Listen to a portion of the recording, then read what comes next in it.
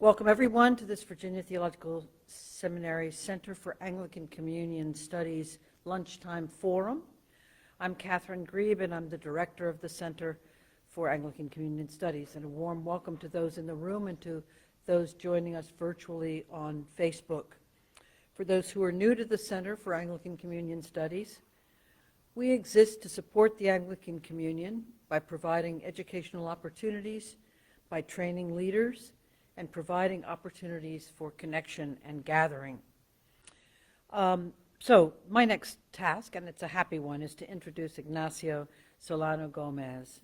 He is part of the reason why we're having this forum today. Ignacio shared with Bishop Julio Cesar Martin, who is his bishop, about the video that you just watched, because he was in it, which led him to want to visit VTS and learn more about the Center for Anglican Communion Studies. A happy event. And here he is. Ignacio is a junior MDiv student from the Diocese of Southeast Mexico, where he served as a postulant at Holy Trinity Church in Oaxaca. Is that anywhere close? Okay. All right. Thank you to both Ignacio and Bishop Martin for being here today. Now we'll hear from Ignacio as he introduces his bishop. Thank you so much, Dr. Grebe, and thank you for your presence, my friends. I'm Ignacio Solano. I'm very excited to have Bishop Julio Cesar Martin Trejo here today with us.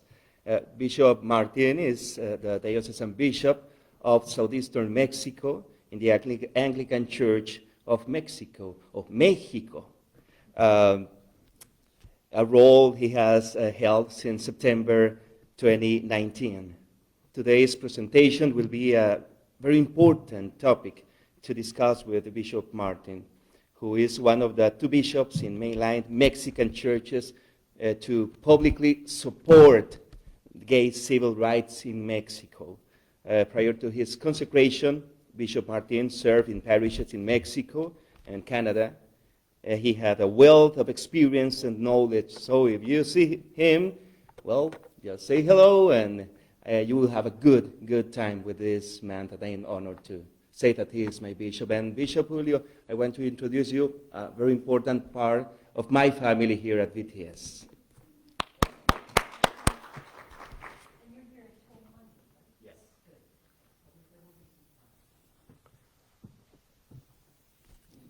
Well, thank you, Dr. Grebe, and to the Anglican Center of Studies, Center of Anglican for the Anglican Community Studies. Thank you to you all. Well, to begin with, to clarify, a correction, my mistake is not ecclesiastical polities and politics around same-sex marriage, rather around same-gender marriage. Same-gender marriage. I want that to be recorded.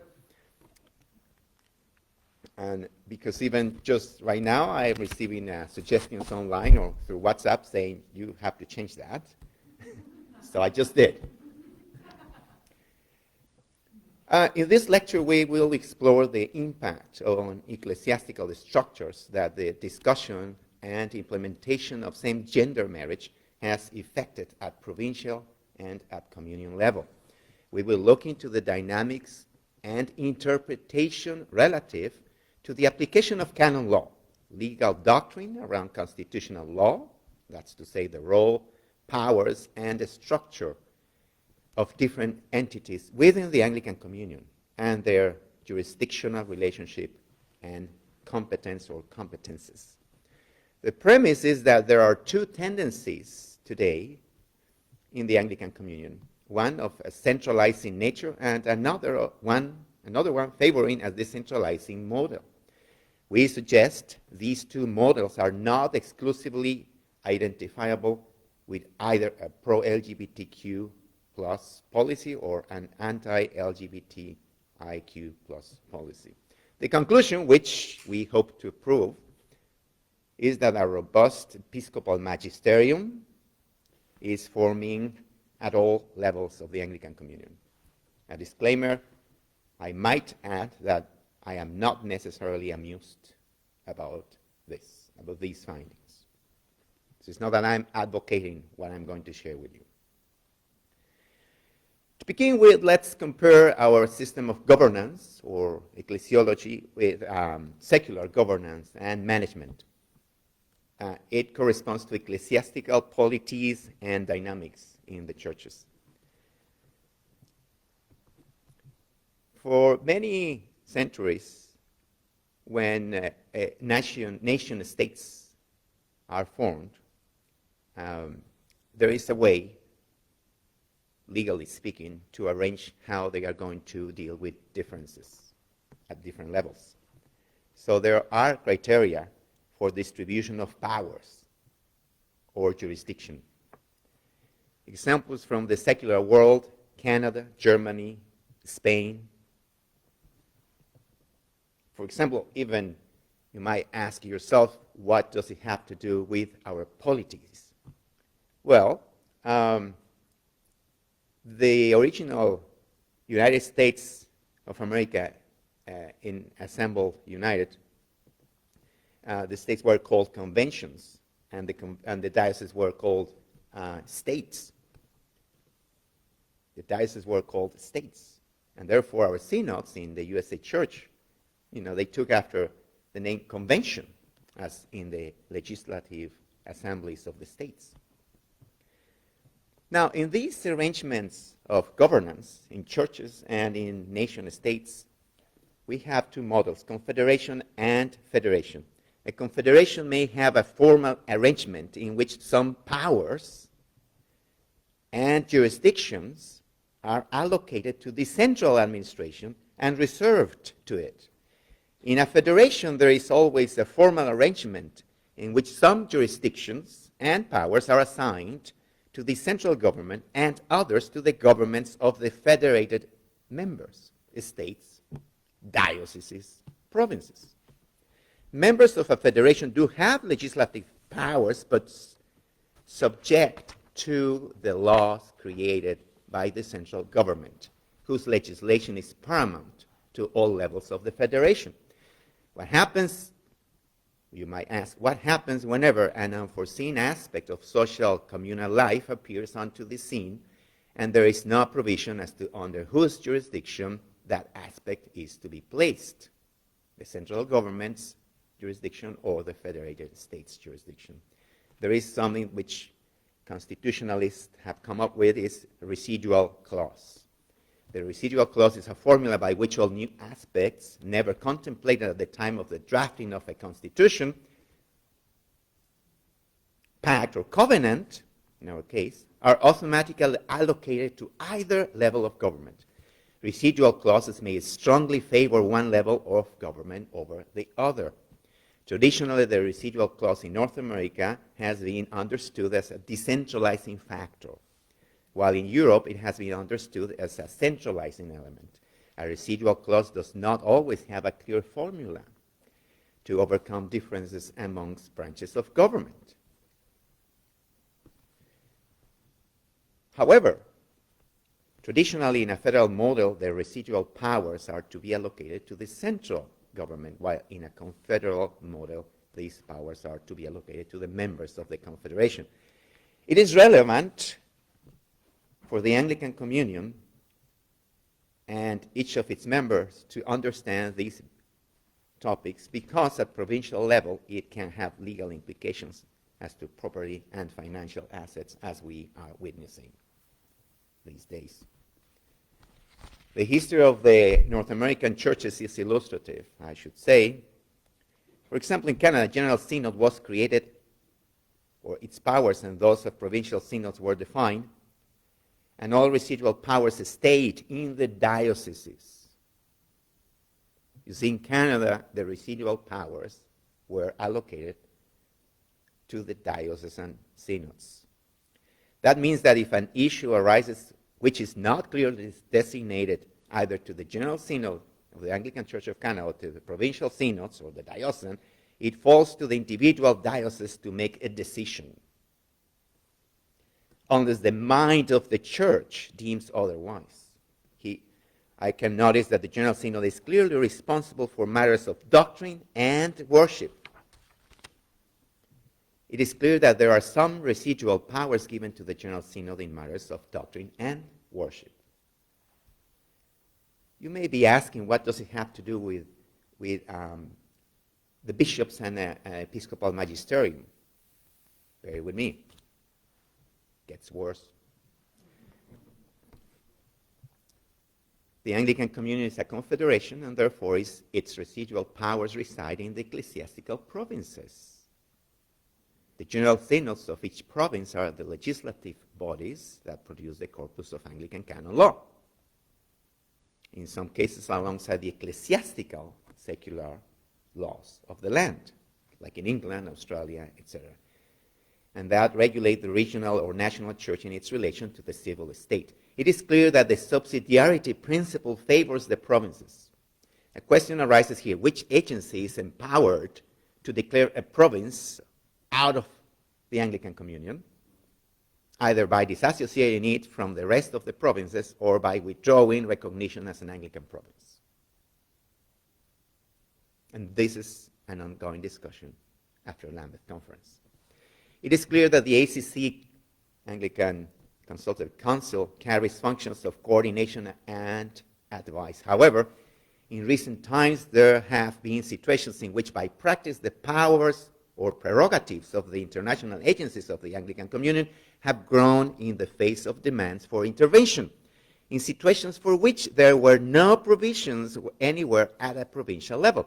Rwanda, in 1996, was torn apart by a civil war, and 4 bishops, including the primate, went into exile and refused to go back to their sees.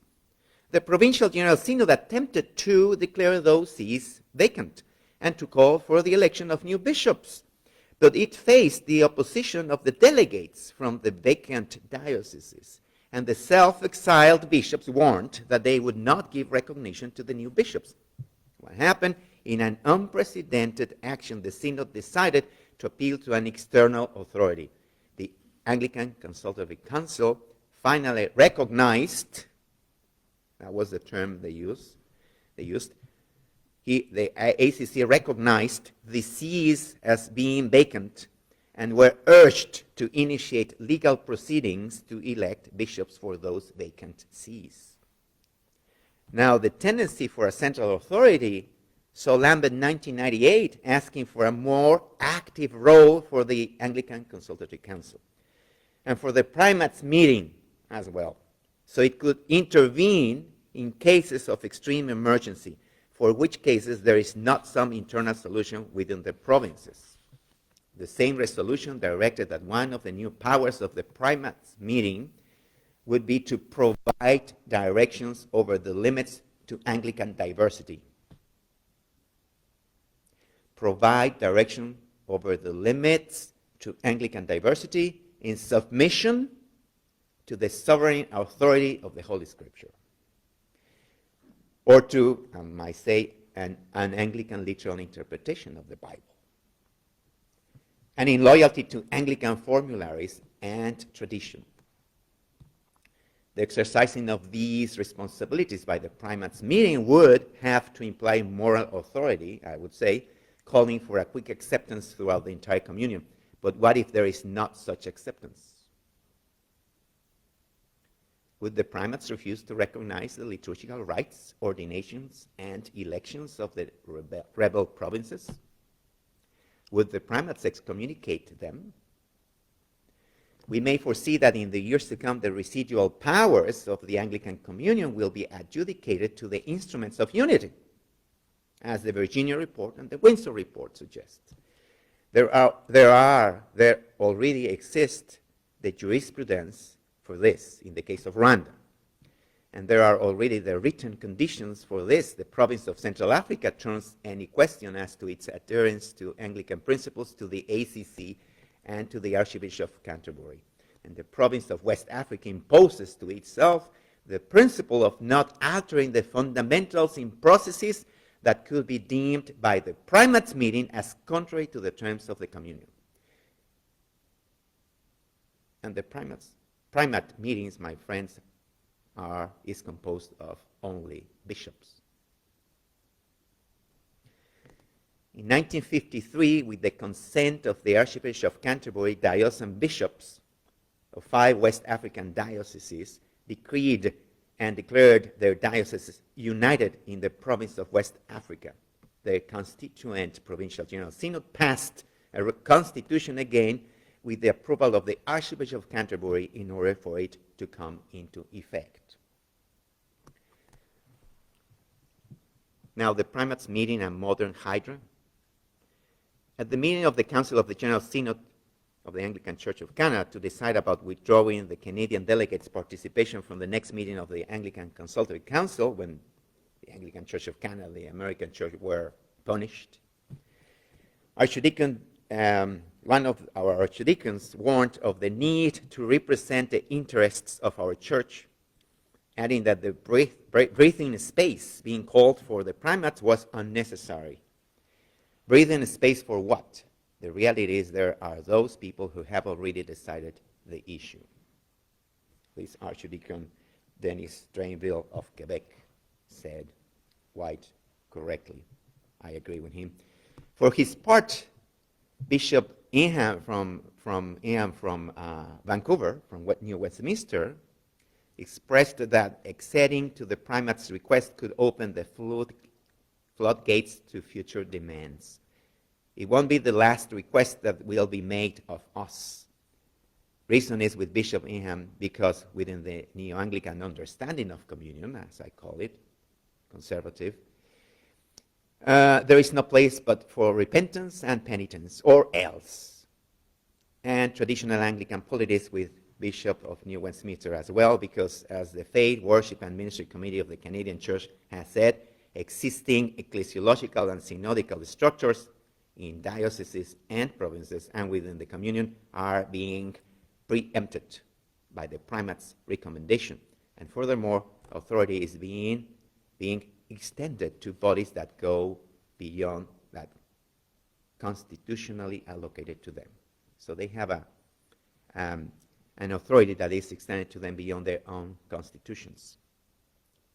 Bishop Sergio Carranza, then auxiliary of LA and from Mexico, offered a lucid reflection saying that we must be on guard against idolizing the primates meeting.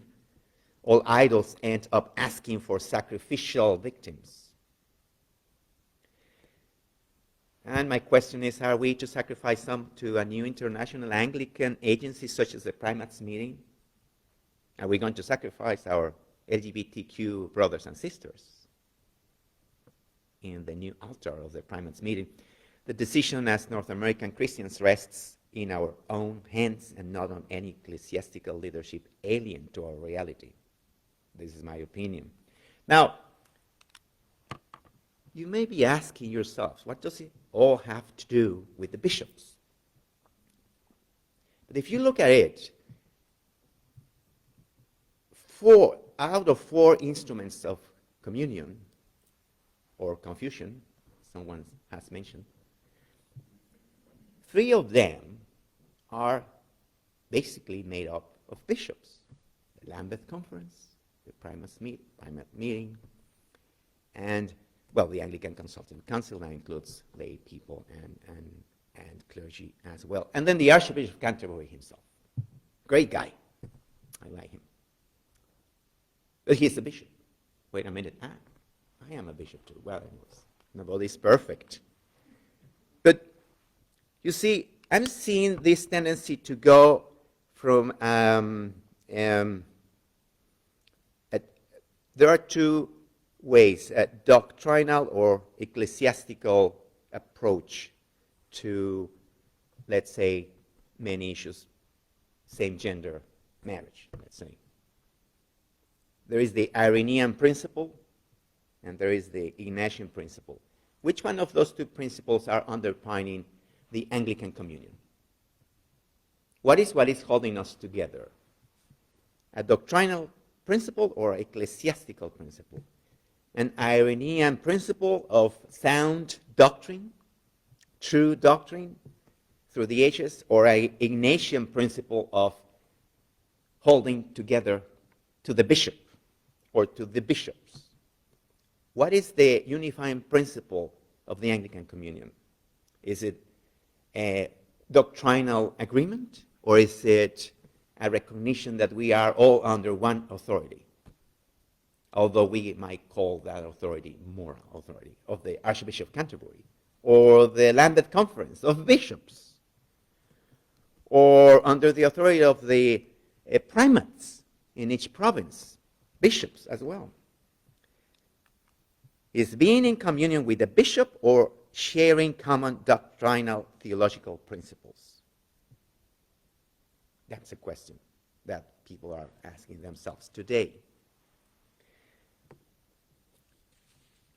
Now, there are the tendencies, conciliarity and synodality. And we know that in many parts of the communion, synodical government is developing still. And we know in the case of other churches that the synod consists of bishops, clergy, and laity. We know that.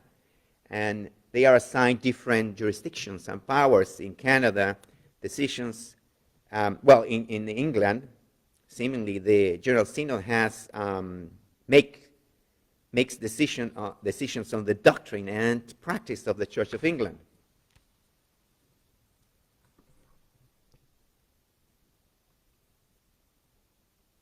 So we have clergy and laity involved in these decision-making processes. But there is a compromise, the bishop in synod principle. Who is going to look after the sound doctrine? In the middle of a debate amongst clergy and laity in a synod, in any given synod, who is going to decide or to impose the limits of that discussion? Who is going to say, this can be discussed, this cannot? Who is going to say, you're going outside the path of tradition and apostolicity? Who is charged with that? And we might not have formularies and constitutions that actually spell that out. But in practice, it falls on the bishop. And it has been practiced by conservative bishops and by liberal bishops.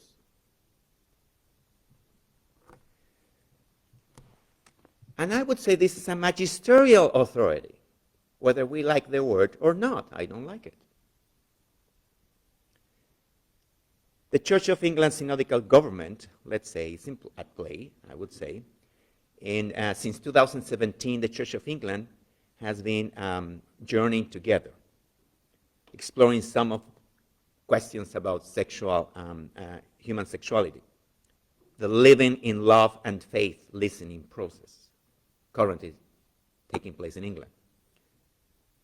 How do questions about identity, sexuality, relationships, and marriage fit within the bigger picture of the good news of Jesus Christ? What does it mean to live in love and faith together as a church? The bishops of the Church of England invited church communities from across the country to use the LLF resources to learn together, to listen to one another, and to God. Everyone who took part was encouraged to share their insights, stories, and reflections in order to contribute to the bishop's discernment. This is from the Church of England website. Contribute to the bishop's discernment about matters of identity, sexuality, relationships, and marriage. Discernment about these topics by the bishops. A magisterium.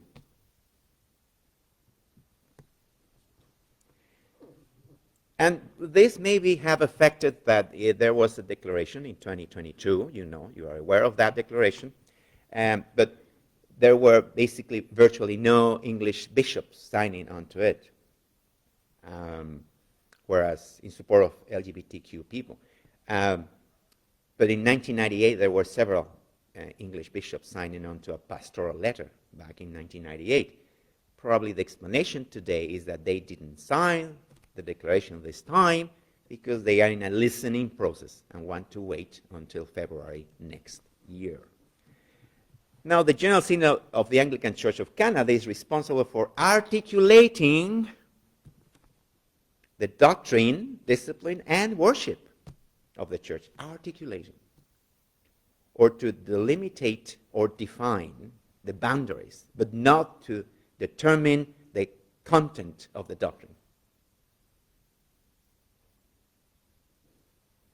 I'm adding that it does not have the power to determine the content of the doctrine of the church, just to define the boundaries, to delimitate or define the boundaries, and articulate it. Now, when the discussion of same-gender marriage came about in the Anglican Church, the residual powers came into the fore. How was it resolved? Well, first of all, by chronological precedence. Why? The first Canadian synods were established in the 1850s.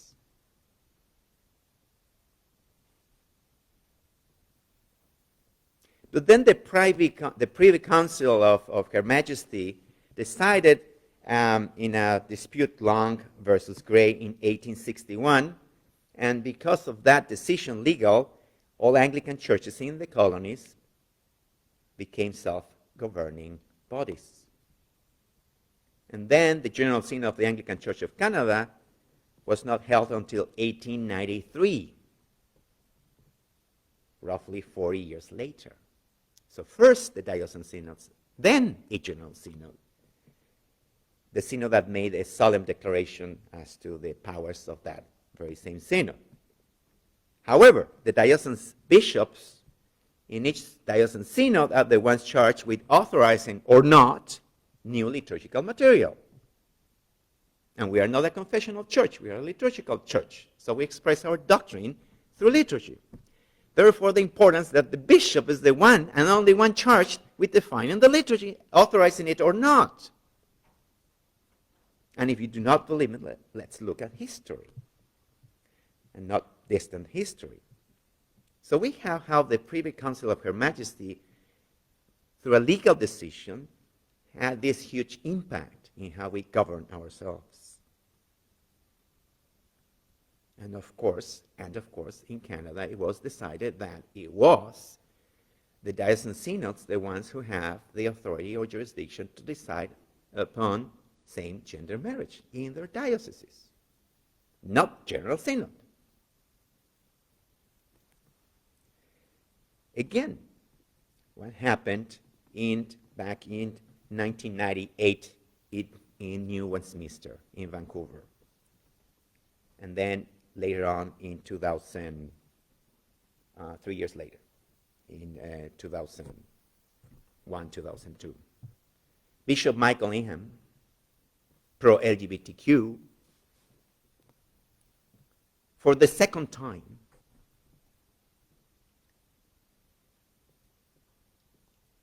held his consent for the blessing of same-gender couples, even though the synod, by majority vote, had approved it. For the second time in 2 years, the Bishop of the Diocese of New Westminster declined to approve church blessing of homosexual relationships, notwithstanding a synod vote supporting such ceremonies. Who decided at the end? It was a bishop. The bishop, a supporter of same-sex, same-gender blessings, said a wider consensus was needed on the emotional issue before he consents. That's a reality. Now, what's the effectiveness of our structures in dealing with controversies, doctrinal or ecclesial controversies? You all remember the William Colenso case, the bishop in the 1800s in Natal, in South Africa. It became a case rapidly evolved from the doctrinal to ecclesial, and then legal, and then it was just a mess. And guess what was the first topic that actually got the attention of the legal authorities of the realm, all the way from Cape Breton to Cape Town to London? Polygamy. Colenso first courted controversy with the publication in 1855 of his remarks on the proper treatment of polygamy. an argument for tolerance of polygamy. Don't tell me that the Lambeth Conference and all our instances are dealing with human sexuality just recently, right since before they were even called to meet. Because of Bishop Colenso's biblical criticism and anti-corruption stance, the South African bishops pronounced Colenso's deposition in December 1863. And then Her Majesty's Privy Council eventually decided that the Bishop of Cape Town had no coercive jurisdiction and no authority to interfere with the Bishop of Natal. In view of this finding ultra vires or beyond jurisdiction, there was no opinion given by the Privy Council of Her Majesty upon the allegations of heresy made against Bishop Colenso. However, the Lambeth Conference, the first one, was called upon to deal with two legal matters. One, a legal issue between the Bishop of Cape Town, by the way, and a dean regarding some delegates to synod, by the way. So nothing is new under the sun, right? And the other case, legal, was Colenso's case of 4 days that the Lambeth Conference, the first one, lasted 4 days. 2 days were dedicated to concerns raised by the previous council decision in favor of Bishop Colenso. And 2 out of 13 resolutions of the first Lambeth Conference had to do with Colenso's case.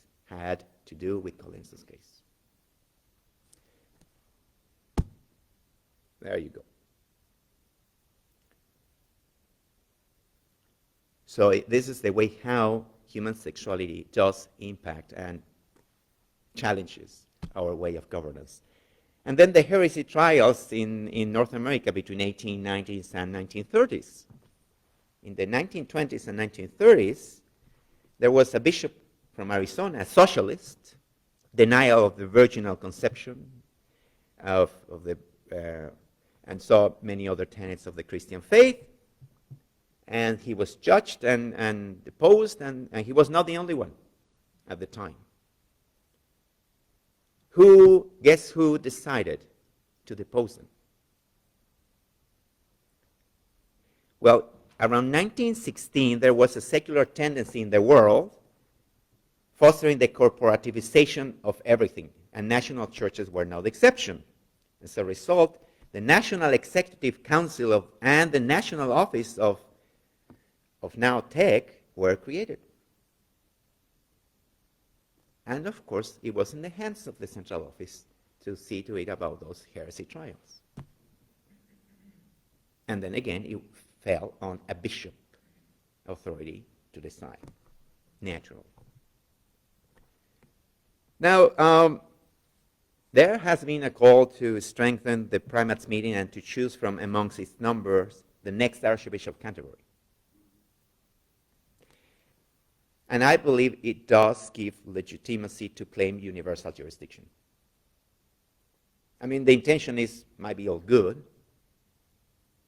to share the decision-making of the election of the next Archbishop of Canterbury, but the danger I see is that it does give legitimacy to any claim to universal jurisdiction. So, and then this coupled with the primates meeting, I would say we are looking at a collegial papacy of sorts, with powers to oversee liturgical practices, ecclesiastical discipline, and eventually exegesis, hermeneutics, and if they could, conscience and your mind. And this is being called upon by the conservatives. This new form of papacy, I would say, would exclude the lay people and priests, so inaugurating an innovation in Anglican ecclesiology, episcopal collegiality instead of conciliarity of the faithful, ordained, and lay. The Windsor Report suggests to give the magisterium of bishops the place and function that in a legitimate sense belongs to corporate reason under the Holy Spirit. So it says, I'm reading from that Windsor Report.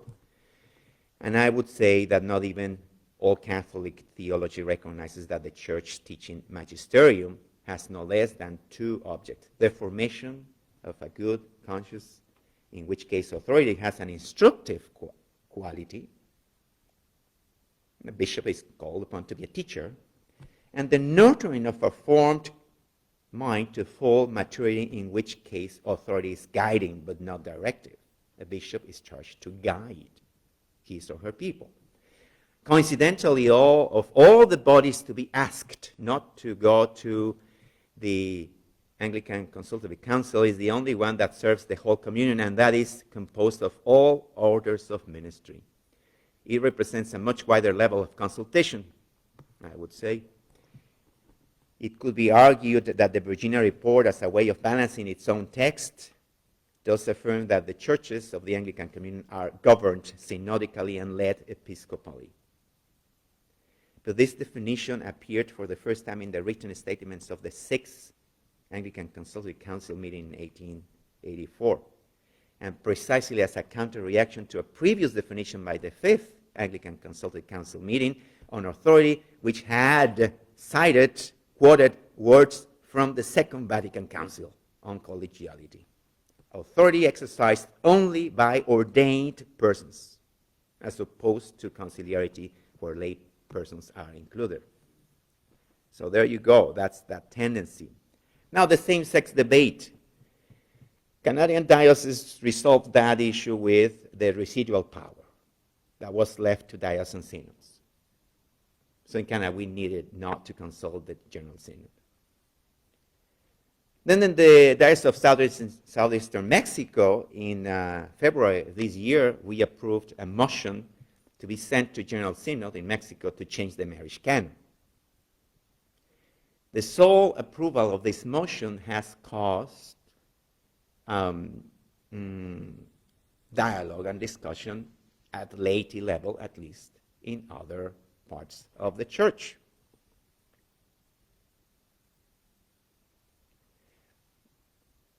The nature of the Lambeth Conference. There was a discussion on social media as to why some bishops didn't sign onto the declaration of favoring the love, declaring the holiness of the love of LGBTQ couples. Why is that many bishops, especially in Latin America, didn't sign?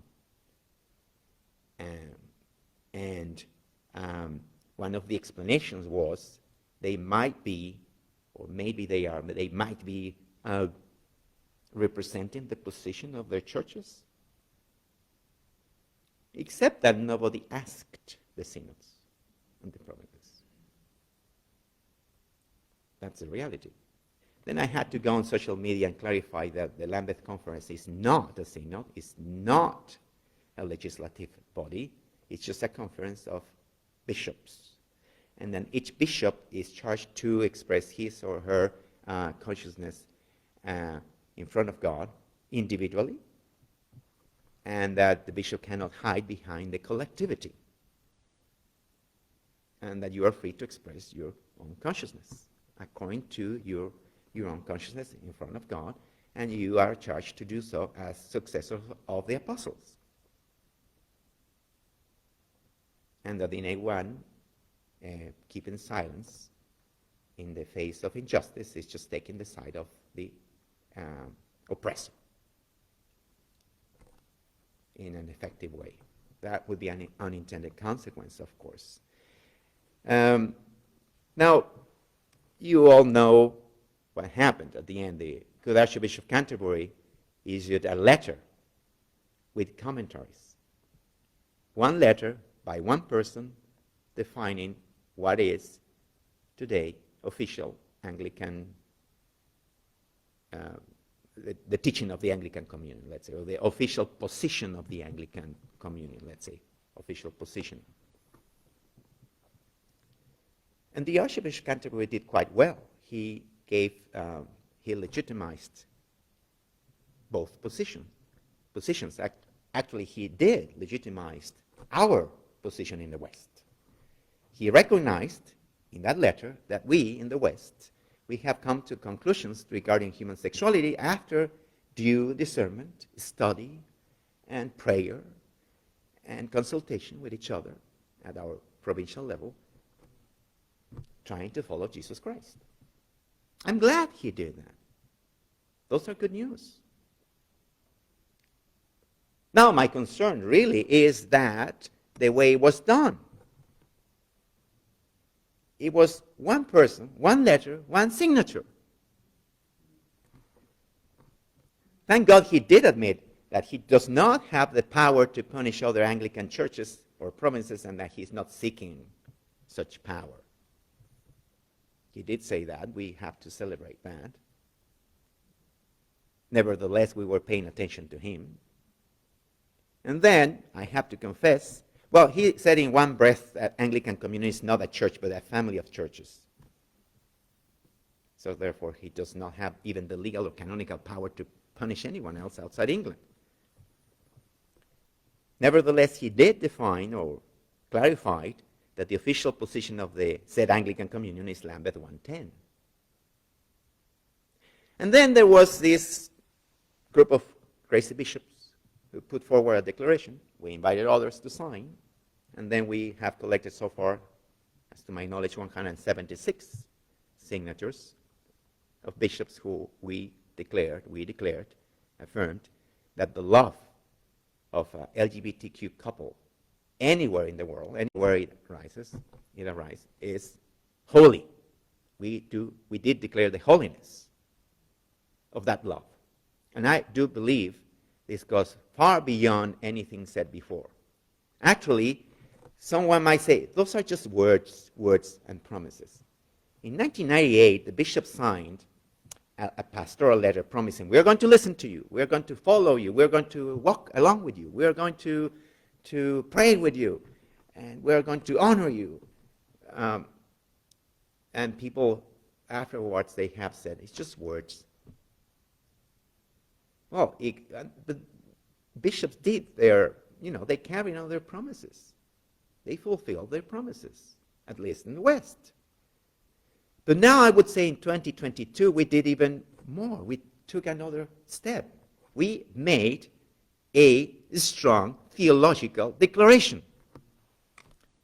And I believe we haven't even realized that this theological declaration is going to go down to history as quite a landmark, because actually it's not just words, it's what bishops do, whether we like it or not. As a magisterium, the Anglican magisterium in the West, by an overwhelming majority, we declared the sanctity, the holiness of LGBTQ love. That's what we do. Now, my concern, again, I'm happy about this declaration, is that it was only bishops, the ones who signed it, and we did not consult anyone before that. So there you go. Even we, the ones who might be liked by some of you, we are down the same path. So, and same the declaration by the conservative bishops, without consultation to laity or clergy. That's the other one. So you see, and there are now calls to punish or discipline the West. They want, in the next meeting of the primates meeting, to actually implement punishment and discipline. But this, my friends, this has been actually a tendency at provincial level as well. I believe we have to look at ourselves, because we have kind of implemented some of the same measures to secure a homogeneous policy at provincial level. So we should look at ourselves as well. The conservatives claim that a sort of ecclesiastical uniformity has been a historical continuum in the life of the church, a claim unsustainable in light of history. History bears witness to exactly the opposite, a variety of ecclesiastical arrangements in the early church. Traditional Anglicans have always been very much aware of this fact. Richard Hooker himself does implicitly recognize the variety of ecclesiastical polities in the primitive church. And I believe next there will be a Neo-Anglican declaration, a conservative declaration of faith that will resemble will be an image of the encapsulated unorthodox tradition of confessions of faith. I wrote this back in 2005. This is happening now. GAFCON and others. So my friends, thank you for bearing with me. As I said, these are findings or some reflections I'm sharing with you. I'm not happy about them necessarily. I'm happy about the results, certainly. I'm very happy about the results. But now I'm having second thoughts as to how we got there in governance. In governance. Thank you very much for listening.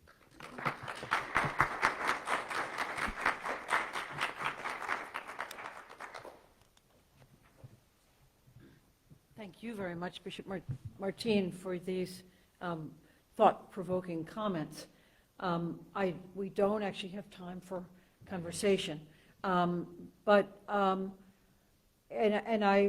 find that I wish we did, because I think there are lots of things people would want to ask you, and we don't have as many discussions about canon law as I wish we did.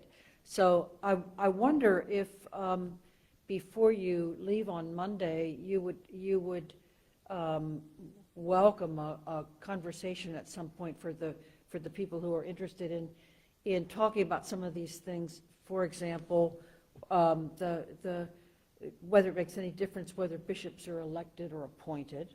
That would be one thing that we might talk about. Whether the Title IV provisions for disciplining clergy ought to be divided into two halves, one for offenses and one for doctrinal matters. That's another question that might very well come out of this. I think that needs to happen. But there are lots of peripheral things that you've raised that are worth talking about. But I think maybe the bottom line that you gave us is that it not only matters what happens, but how it's done and who does it. And we'd have to have a conversation about the role of bishops historically and how it's changing. We'd want to notice that the instruments of communion, of all the instruments, the primates meeting is the most recent. It's not very old at all, as opposed to the others. So there will be lots of things to talk about with you. But it remains here to thank you for your provocative and thought-provoking talk. Certainly worth hearing, and I know the people who were here today are glad to have heard it. So, and the other thing I wanted to ask you about, you covered an awful lot very quickly. Is it possible to have a summary of your remarks? Yes. On paper? Yes. Okay, we would really like that. Thank you so much. If you want to get in touch with CACS and say you'd like one, let me know. Okay, we'll get it to the people in the room. Thank you. Good. Thank you so much.